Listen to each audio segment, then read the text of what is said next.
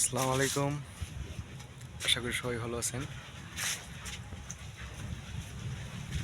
আমার পিছনে যে বাগানটা, এটা হচ্ছে আমার বাগানের পাশে। এটা আমার কাকা লাগে, তো ওনার বাগান থেকেই আমি হচ্ছে চারা নিয়ে আমার বাগানে লাগাইছি। এটা জাতটা হচ্ছে রংসাগর।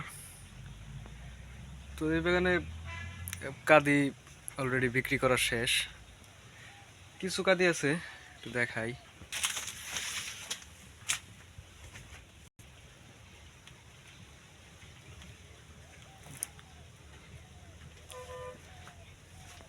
তো উনি বেশিরভাগ কাদি বিক্রি করে ফেলাইছে, এগুলো একটু দেরিতে আসছে, এরকম কিছু কাদি আছে।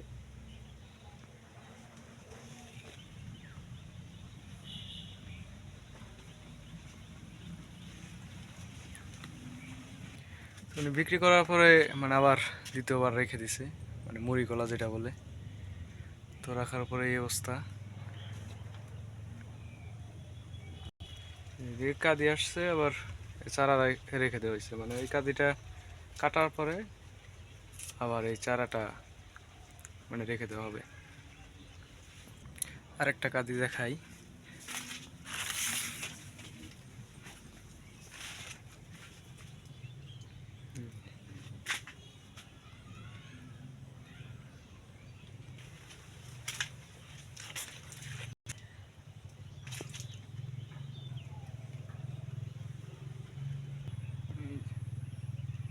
এই কাদিটা বেশ ভালোই, এই যে একটাতে থোর আসতেছে।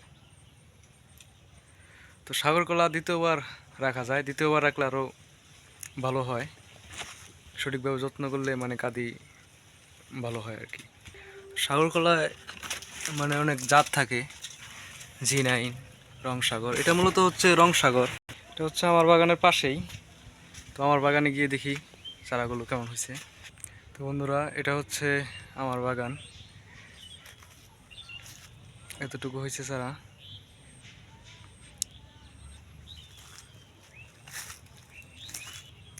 ঘাসে স্প্রে করা হয়েছে, এখন মাইজে আবার দানাদার দিতে হবে।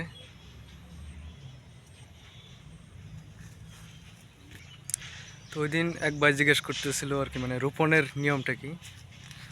তো আমি যেভাবে রোপণ করছি আর কি, মানে চারা লাগাই দিছি, লাগানোর পরে আর কি ঘাসে স্প্রে করছি। মানে আমি লাগানোর আগে ক্ষেতটা মানে দুই চাষ দিছিলাম, তো ওইভাবে লাগাইছি আর কি।